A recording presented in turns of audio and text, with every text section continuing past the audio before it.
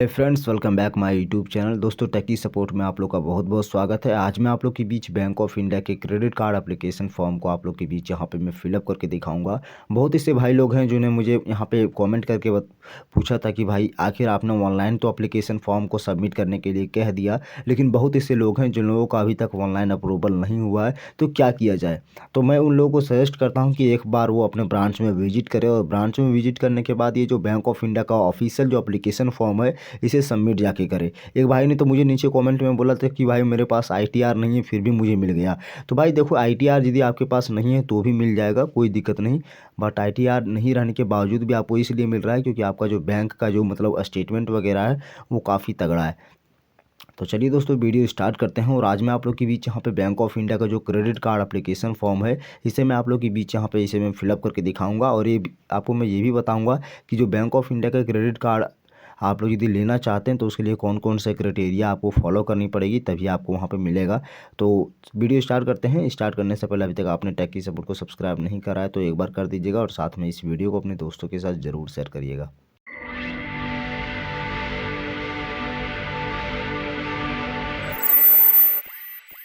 First of all मैं पूरी तरह से आपको बता दूं कि ये जो एप्लीकेशन फॉर्म अभी मैं आप लोग को दिखा रहा हूँ ये बैंक ऑफ इंडिया का एप्लीकेशन फॉर्म है। और इस फॉर्म में सबसे पहले ऊपर में आपको यहाँ पे बैंक ऑफ इंडिया लिखा हुआ मिल जाता है। नीचे यहाँ पर बीओआई एप्लीकेशंस का यहाँ पे जो ऑफिशियल लोगो होता है वो आपको यहाँ पे मिल जा रहा है। और बगल में आपको यहाँ पे क्रेडिट कार्ड एप्लीकेशन फॉर्म ऊपर में यहाँ पे कैपिटल लेटर में आपको यहाँ पे मिल जा रहा है। साफ ये पता चलता है कि ये जो फॉर्म जो है वो क्रेडिट कार्ड का एप्लीकेशन फॉर्म है। अब चलिए इसे कैसे फिलअप किया जाए मैं आप लोग को बताता हूँ। ऊपर आप लोग को यहाँ पे कुछ नहीं करना है, ये फॉर ऑफिस यूज ओनली है, यानी कि इसे ऑफिस वालों लोग इसे यूज़ करेंगे। नीचे यहाँ पे जाना और यहाँ पे आपको अप्लाई फॉर कहा जाता है। यहाँ से आपको सारा मतलब क्राइटेरिया चालू होता है। और यहाँ पे आपको कहता है कि कौन सा क्रेडिट कार्ड आप चूज़ करना चाहते हैं। तो मैं आपको रिकमेंडेड करूँगा visa gold international credit card को ही आप चूज़ करेंगे, या तो वीज़ा प्लेटिनम को ही चूज़ करें, क्योंकि ये दोनों सबसे बेटर है। इसलिए क्योंकि ये इंटरनेशनल में भी सपोर्ट किया जाता है। यदि आप इंडिया से बाहर चले गए हैं बाई चांस, तो आप इंडिया से बाहर में भी आप इसे यूज़ कर सकते हैं। नीचे फिर आपको यहाँ पे अपना नेम वगैरह इंटर करनी है। तो जैसे कि आपका नेम क्या है, आप यहाँ पे मिसेस, मिस्टर एवं मिसेस डॉक्टर वगैरह में आप चूज़ कर लीजिए। और यहाँ पे अपना सारा नेम आप यहाँ पे इंटर करिए काफ़ी अच्छे तरीके से। और नीचे फिर आपको यहाँ पे ये कहता है कि आप अपने कार्ड पर कौन सा नाम लेना चाहते हैं, यहाँ पे आप उसका भी यहाँ पे इंटर कर दीजिए। ज़रूरी नहीं आपके आधार कार्ड में जो नाम है वही आप अपने कार्ड पर रखें, यहाँ पर आप दूसरा नाम भी रख सकते हैं, ठीक है। यहाँ पे आपको मदर्स का मेडन नेम आपको पूछ रहा है, यानी कि आपकी माँ का नाम पूछा जा रहा है। तो यहाँ पे आप अपने माँ का नाम जो आधार कार्ड में आपको दिया गया है, तो आपका जो ओरिजिनल नाम है माँ का वो इंटर कर दीजिए। फिर आपको यहाँ पे जो आपका ये फादर्स का नाम है वो आपको यहाँ पे इंटर करनी है। और आपका जो डेट ऑफ बर्थ है, ये डेट ऑफ बर्थ आप यहाँ पे इंटर कर दीजिए। आपका जो आधार कार्ड का डेट ऑफ बर्थ है वही आपको यहाँ पे मैच करनी चाहिए। अदरवाइज आपका जो ये बैंक ऑफ इंडिया का क्रेडिट कार्ड एप्लीकेशन फॉर्म है ये रद्द कर दिया जाएगा। यहाँ पे आपको जेंडर पूछा जा रहा है कि आपका जो जेंडर है वो कौन सा है। तो यहाँ पे आप मेल है तो मेल पर रहने दीजिए, फीमेल पर भी रहने दे सकते हैं। यदि आप फीमेल है तो तो आप थर्ड जेंडर हैं तो थर्ड जेंडर को भी आप सेलेक्ट कर सकते हैं। नीचे फिर आपको एजुकेशन क्वालिफिकेशंस आपसे पूछी जा रही है कि अभी तक आपने कहाँ तक पढ़ाई करी है। तो मैं यहाँ पे यूजी सेलेक्ट कर लेता हूँ क्योंकि मैं अभी अंडर ग्रेजुएट पूरी तरह से कंप्लीट कर चुका हूँ। और यहाँ पे ग्रेजुएट पर कर लेता हूँ क्योंकि मेरा यूजी कंप्लीट हो गया है। अब यहाँ पे आपको मैरिटल स्टेटस में आपको चूज़ करनी क्या है कि आपने शादी की है या नहीं। तो आपको यहाँ पे अपना मैरिटल स्टेटस में आपको चूज़ करनी है सिंगल। यदि आपने की है तो आप यहाँ पे मैरिड पर टिक कर दीजिए। कंट्री कोड आपको देना है +91। आप यहाँ पे कंट्री कोड में हमेशा ये भी ध्यान रखिएगा कि इंडिया का जो कंट्री कोड होता है वो +91 होता है। आप यहाँ पे +91 इंटर कर दीजिए। और आपका जो मोबाइल नंबर है वो मोबाइल नंबर आप यहाँ पे दर्ज करिएगा। बाकी बाद आपका जो ईमेल आईडी है वो ईमेल आईडी आप यहाँ पे दर्ज कर दीजिए। और फिर अब मैं आपको यहाँ पे नीचे आप लोग को समझा रहा हूँ। नीचे यहाँ पे आपको पैन कार्ड नंबर आपसे मांगा जाएगा कि आपका पैन कार्ड नंबर क्या है। आप यहाँ पे अपना पैन कार्ड नंबर दे दीजिएगा गाइस कि आपका जो पैन कार्ड नंबर है वो क्या है। तो आपको एक चीज़ मैं बता दूं कि विदाउट पैन कार्ड नंबर आपको यहाँ पे क्रेडिट कार्ड मिलेगा ही नहीं। तो सबसे पहले आपको ये ध्यान में रखना है कि आपको अपना पैन कार्ड बनवा लेना है। और पैन कार्ड बनवाने के बाद यदि आप कहीं से भी लोन लेते हैं तो लोन आप कहीं भी आप लेने के बाद उस लोन को हमेशा आप किसी भी स्थिति में किसी भी हाल में आप उसे पूरी तरह से पेमेंट करना सीखिए। यदि आप पेमेंट करना सीख जाएंगे तो आपका सारा जड़ वहीं समाप्त हो जाएगा और आपको क्रेडिट कार्ड जरूर मिलेगा। और बहुत ऐसे लोग हैं जो लोग क्या करते हैं कि लोन तो ले लेते हैं, लेकिन लोन लेने के बाद अपना मोबाइल वगैरह, अपना पैन कार्ड वगैरह सारा चीज़ स्विच ऑफ करके रख देते हैं, बाकी बात दुनिया जाए भाड़ में। तो उससे क्या होगा कि आपका सिविल स्कोर कम हो जाएगा, और जब सिविल स्कोर कम होगा तो आपको दुनिया का कोई भी इंसान आपको लोन देगा भी नहीं। यहाँ पे नंबर ऑफ़ डिपेंडेंट्स आपसे पूछा जा रहा है कि आपके पास जो सो कितने डिपेंडेंट्स हैं, यानी कि आपके ऊपर जो सो कितने लोग निर्भर रहते हैं। यहाँ पे आप 2-3 कर दीजिए। और यहाँ पे नेशनलिटी आपसे पूछा जा रहा है कि आप इंडिया के रहने वाले हैं, तो आप यहाँ पे इंडियन पर क्लिक करिए, अदरवाइज़ आप यहाँ पे नॉन रेसिडेंटल इंडियंस पर आप जा सकते हैं। फिर आपका ग्रोस एनुअल इनकम क्या है, यानी कि आपके साल का जो इनकम हो आता है वो कितना आता है, तो आप यहाँ पे एनुअल इनकम दे दीजिए। और नीचे आपको यहाँ पे रेसिडेंट करंट पिन कोड आपको देना है, एड्रेस देना है। तो यहाँ पे आप सिटी वगैरह, country, pin code, landmark, state एवं टेलीफोन या अपने आधार पर आप यहाँ पे इंटर कर दीजिए जो आपके आधार कार्ड में दिया गया है। और परमानेंट एड्रेस यदि आप करंट एड्रेस को बनाना चाहते हैं तो आप सेम दोनों को इंटर कर सकते हैं।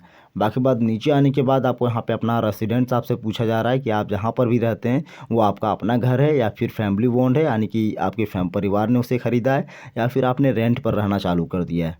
उसके बाद आपको यहाँ पर रेसिडेंसिंग इन करंट एड्रेस आपसे यहाँ पे पूछा जा रहा है कि यानी कि आप करंट एड्रेस पे जो रेसिडेंसिंग कर रहे हैं वो कितने सालों से कर रहे हैं। तो यहाँ पे मोर देन 1 ईयर, यानी कि यदि आपका अपना घर है तो आप 1 साल से ज़्यादा ही रहते होंगे, 1 साल से कई सालों के बाद आप वहीं रहते होंगे। और वहाँ पे माई वेहिकल आपके पास कौन सा कार है, यहाँ पे कार दे सकते हैं, 2 व्हीलर दे सकते हैं, बोट्स वगैरह दे सकते हैं, या तो नन। अब आईडी प्रूफ में आप यहाँ पे वोटर आईडी कार्ड दीजिए, पासपोर्ट दीजिए, या तो आपके पास जो भी है वो आईडी कार्ड आप यहाँ पे सेलेक्ट कर लीजिए। आधार कार्ड है तो आधार कार्ड दे सकते हैं, या तो आप यहाँ पे आधार पर भी आप इसे वेरिफिकेशन करवा सकते हैं। सारा चीज़ हो जाने के बाद अब आपको यहाँ पे अपना आईडी प्रूफ का नंबर देना है। जैसे कि आपने यहाँ पे आईडी प्रूफ में लिया वोटर आईडी कार्ड, तो वोटर आईडी कार्ड का नंबर आपको यहाँ पे देना पड़ेगा। और आपको नेसेसरी है अपना आधार नंबर देना, आधार नंबर आप यहाँ पे ज़रूर दीजिएगा, तभी आपका यहाँ पे ये पूरी तरह से कंप्लीट होगा। नीचे आने के बाद आपको यहाँ पे ये पूछ रहा है कि आपका बैंक का रेफरेंस क्या है, यानी कि आप बैंक के साथ कनेक्ट तो होना चाहते हैं, उससे क्रेडिट कार्ड लेना तो चाहते हैं, लेकिन लेने के साथ साथ आपके पास बिजनेस क्या है, आप करते हैं क्या है, तो आपको यहाँ पे बताना होगा। ऑर्गेनाइजेशन, यानी कि आप किस जगह पर काम करते हैं, ऊपर नाम दे दीजिए। नेचर ऑफ एम्प्लॉयमेंट, यानी कि आप सैलरीड हैं, सेल्फ एम्प्लॉयड हैं, या तो सेल्फ एम्प्लॉयड प्रोफेशनल हैं, या तो फिर रिटायर्ड पर्सन है। तो आप इन सबों में से जो भी चूज़ करना चाहते हैं आप चूज़ कर सकते हैं। ऑक्यूपेशन की बात करें तो ऑक्यूपेशंस आपको ये पूछा जा रहा है कि आपका ऑक्यूपेशंस क्या है, क्या आपने सीए किया है, चार्टेड अकाउंट, या तो फिर आपने डॉक्टरेट की पढ़ाई की है, या फिर कंसल्टेंट, या फिर बैंकर हैं, या फिर आर्टिकेट है, जो भी हैं आप चूज़ कर लीजिए। फिर आपको यहाँ पे पीएफ बीओआई कस्टमर, ये सिर्फ बीओआई कस्टमर के लिए दिया गया है, जो लोग का मतलब बीओआई में अपना मतलब जो कस्टमिंग का काम करते हैं, जैसे कि जो एजेंट है वो सब के लिए है। नेचर ऑफ अकाउंट, यानी कि आपका जो अकाउंट का नेचर है वो कौन सा है, सेविंग अकाउंट, करंट अकाउंट, या फिर अदर। तो यहाँ पे मैं तो टिक कर ले रहा हूँ सेविंग अकाउंट पर, आप सेविंग अकाउंट पर टिक कर सकते हैं। एम्प्लॉयर टाइप्स, यहाँ पे आप कहाँ पर काम करते हैं, तो यहाँ पे मैं सजेस्ट करूँगा कि आप यहाँ पे प्राइवेट ही रहने दीजिएगा। अभी तो हाल फिलहाल कोई मतलब सेंट्रल गवर्नमेंट में तो काम नहीं करता है, क्योंकि सेंट्रल गवर्नमेंट का जो भी चीज़ है वो बहुत मुश्किल होता है उसे अचीव करना। फिर नीचे आने के बाद आपको यहाँ पे सेक्टर्स आपसे पूछा जा रहा है, तो आप किस जगह पर काम करते हैं, कब से काम करते हैं, वो सारा सेक्टर्स का आप यहाँ पे डेट वगैरह इंटर कर दीजिए। और यहाँ पे नीचे आने के बाद आपको यहाँ पे सिंपली आपको कुछ नहीं करना है, अपना ऑफिस का एड्रेस देना है। जिस जगह पर आपका अपना ऑफिस है वो ऑफिस का एड्रेस आप यहाँ पे दे दीजिए।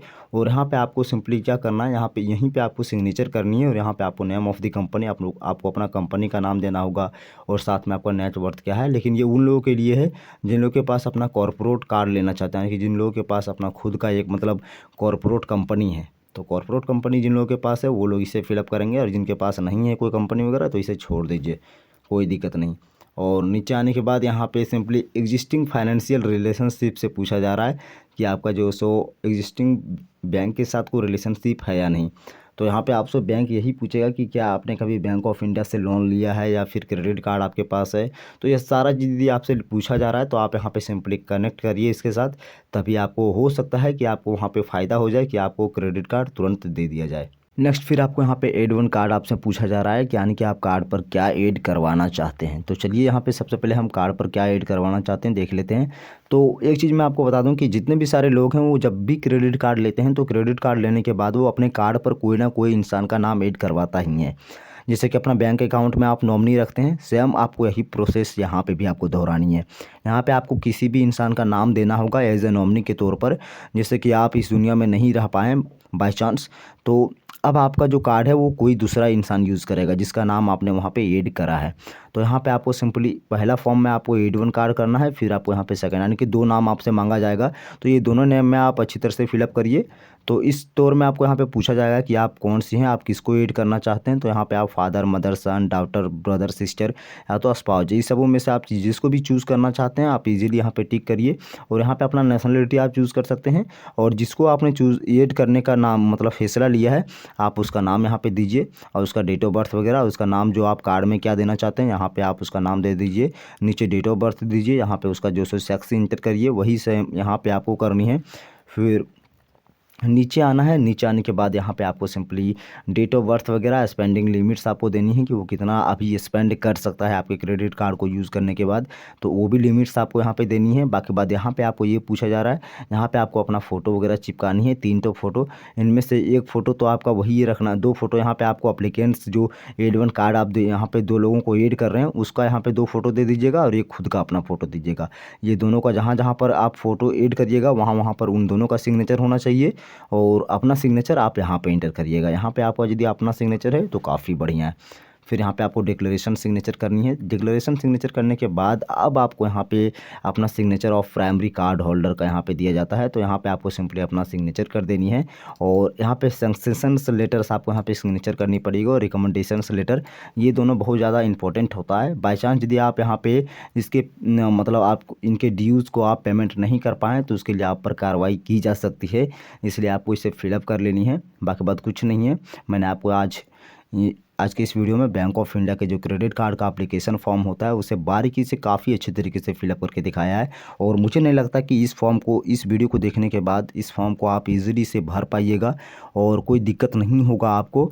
और यदि दिक्कत होता है इन केस तो आप इजीली मुझे नीचे यहाँ पे कमेंट सेक्शन में बात करिए। और एक भाई ने मुझसे बोला था कि भाई मेरे पास ITR नहीं है फिर भी मुझे क्रेडिट कार्ड मिल गया, ऐसा क्यों? तो मैं आपको बता दूं, देखिए जिनके पास ITR नहीं है, ज़रूरी नहीं है कि आपके पास ITR रहेगा तभी क्रेडिट कार्ड मिलेगा, ये मैटर नहीं करता है। लेकिन ITR सबसे बड़ा मैटर तब करता है जब आप बैंक के साथ अपना रिलेशनशिप ख़राब रखते हैं, यानी कि बैंक के साथ आप लेना देना बहुत ख़राब करते हैं, जैसे कि आप पेमेंट वगैरह कभी नहीं करते हैं, बैंक के अकाउंट में कभी अपना पैसा वगैरह नहीं रखते हैं, तो आपको वहाँ पे ITR देना पड़ेगा। और जब आप अपने बैंक अकाउंट को काफ़ी अच्छे तरीके से यूज़ कर रहे हैं तो बैंक वालों को पता चलेगा कि नहीं ये काफ़ी अच्छा कस्टमर है, इसको प्रोवाइड कर देनी चाहिए, तो वहाँ पे ITR की आवश्यकता पड़ती ही नहीं है, वहाँ पे बिना ITR के ही आपको मिल जाएगा। तो यही सारा तरीका होता है, यही सारा प्रोसेस है, और ये प्रोसेस को आप इजीली फॉलो करिए। मिलता है आप लोग साथ नेक्स्ट वीडियो में, और अगला वीडियो आप लोग के बीच बहुत जल्द लाएंगे, और उसमें आपको बताएंगे कि कैनरा बैंक में मोबाइल नंबर को कैसे चेंज किया जाता है। सबसे बड़ा मैटर बात ये है, और बहुत ऐसे भाई लोग हैं जो मुझसे पूछ बैठे हैं कि कैनरा बैंक में अपने मोबाइल नंबर को ऑनलाइन कैसे चेंज किया जाता है, तो डोंट वरी, उस पर मैं वीडियो ज़रूर बनाऊँगा। तब तक के लिए धन्यवाद, और चैनल को ज़रूर सब्सक्राइब कर लेना।